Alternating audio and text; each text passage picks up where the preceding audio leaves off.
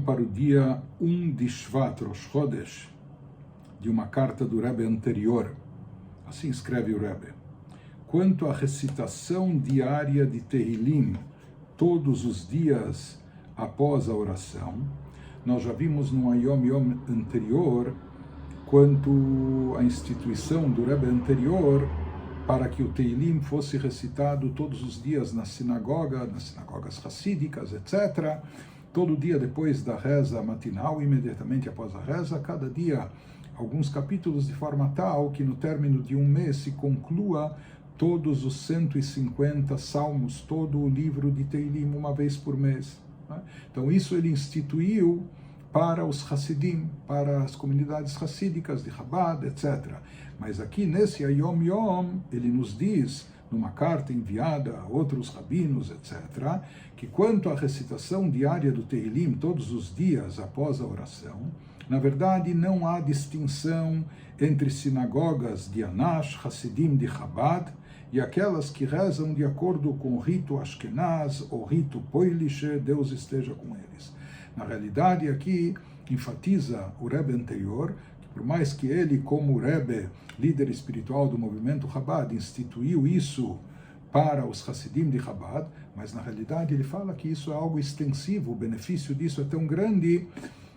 que isso é extensivo a todas as comunidades. Isso não tem a ver com rito, porque existem diferenças de rito sefaradi, ashkenazi, dentro do próprio ashkenazi tem o rito ashkenaz ou sefarad, etc. Mas o Rebbe anterior aqui fala que essa instituição de recitar o Tehillim é algo tão benéfico que se aplica a todos, e ele sugere e recomenda para os Hassidim, ele, por assim dizer, ordenou, instituiu que fizessem isso, como fazem diariamente, mas ele sugere e recomenda enfaticamente que em todas as sinagogas também adotem essa prática. Isso não depende qual o rito da reza, etc.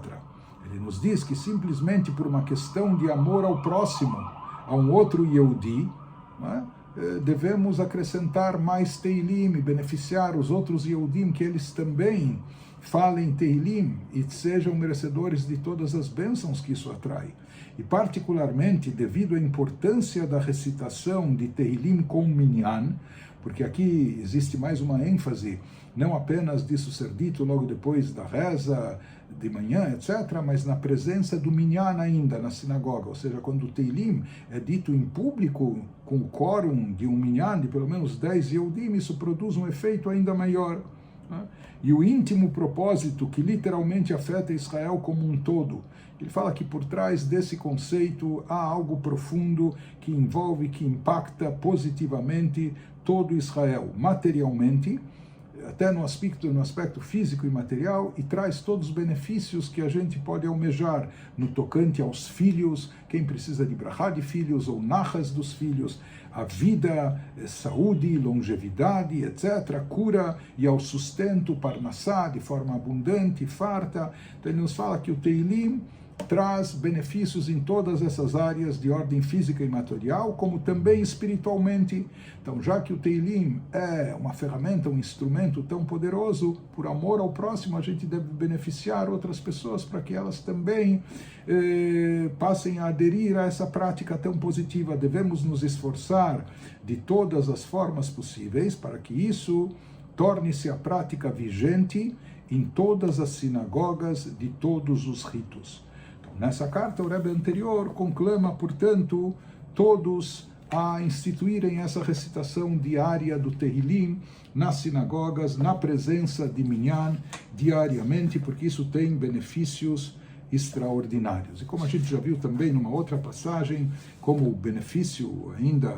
não sei se colateral, adicional, que também a recitação do Tehillim tem o poder de purificar a atmosfera, em termos espirituais, despoluir de materialismo, de negativismo a atmosfera, trazendo um ar mais puro, mais elevado, mais sagrado.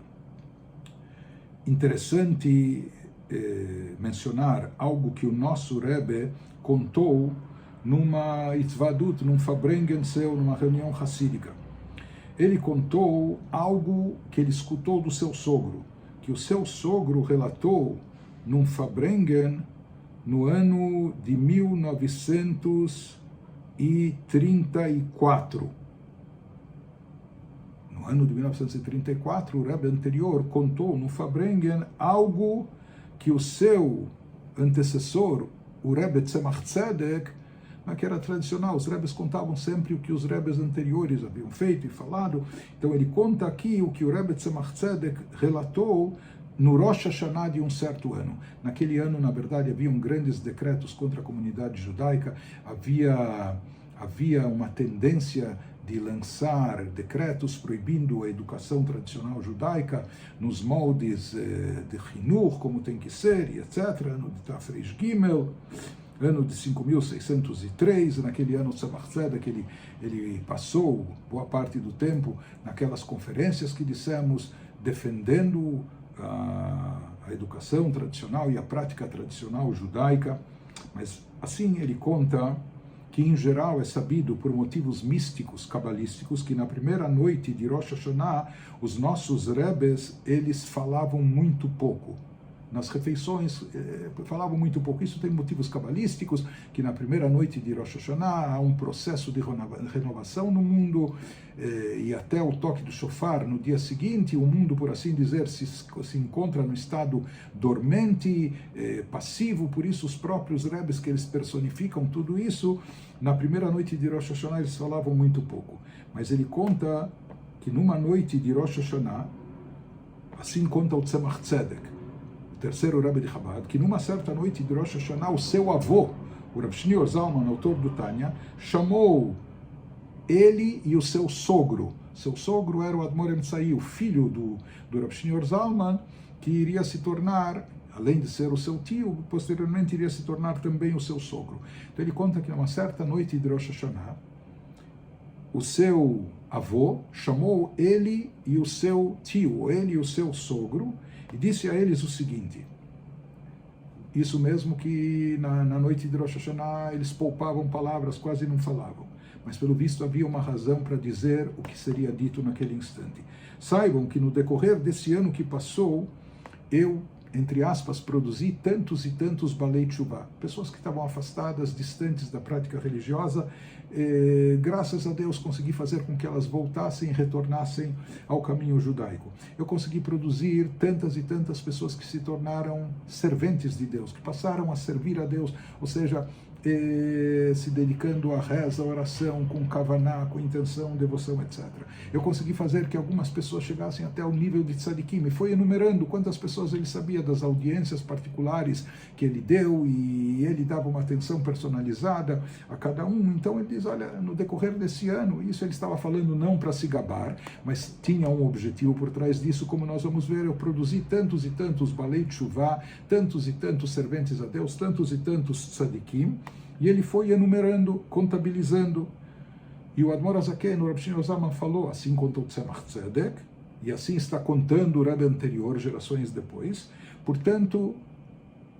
cabe a mim, eu mereço um pagamento, eu mereço uma remuneração por tudo isso, ou seja, por assim dizer, ele estava reivindicando, Deus me deve alguma coisa por todas essas pessoas que eu trouxe de volta, aproximei, etc. Então, concluiu o Rav Shneur Zalman dizendo, em recompensa do que me é devido, portanto, eu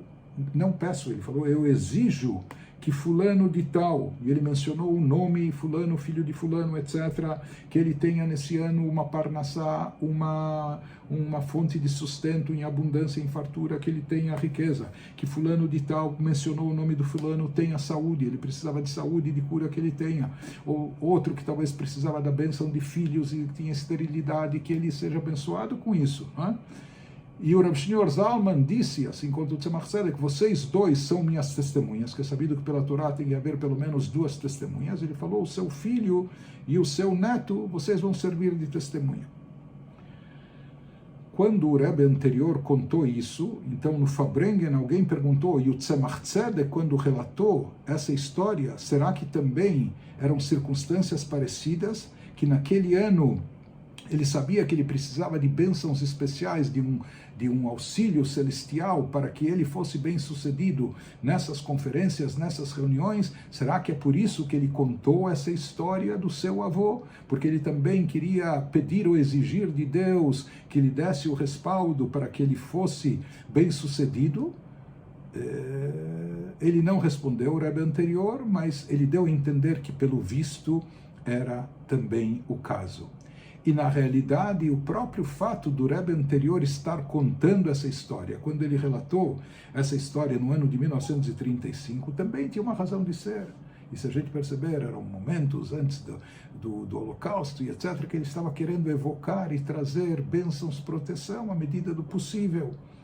Então, ele disse, já que foi instituído a recitação do Teilim, que isso foi antes do ano de 1935, não é? Ele disse, se acrescentaram com isso milhões e milhões de letras e palavras da Torá, porque graças a Deus tem muitos e muitos judeus que recitam o Teilim, passaram a recitar o Teilim, salmos, diariamente, então com isso são milhões de letras e palavras da Torá, que novas, não é? E que isso produz um efeito, cada palavra e cada letra da Torá. Então ele diz, por assim dizer, em função dessas milhões de palavras de Torá, Deus nos deve muitas bênçãos. E ele acrescentou, pela obscuridade do Galut, do período de exílio, de diáspora, ou seja, numa época como a nossa, essas letras são muito mais preciosas do que uma épocas que está cheio de Torá, cheio do chá de santidade. Nas épocas que nós vivemos, épocas tão obscuras, trevas espirituais, então essas letras e palavras têm um valor redobrado.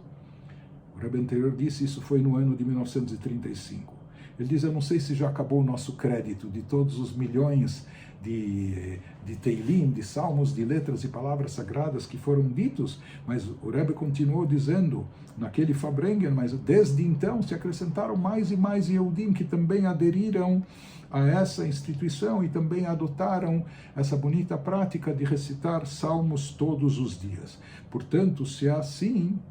falou o Rebbe anterior, naquela ocasião, depois de ter contado toda essa história do Admor Azaken, que o Tzemach Tzedek contou e etc., se é assim, então nós podemos exigir de Deus que literalmente, que simplesmente ele conceda a todos os Yehudim tudo o que necessitam no campo físico, no campo material, ou seja, se os nossos Rebes, nossos antecessores, eles exigiram bênçãos também no campo físico e material, então não há dúvida que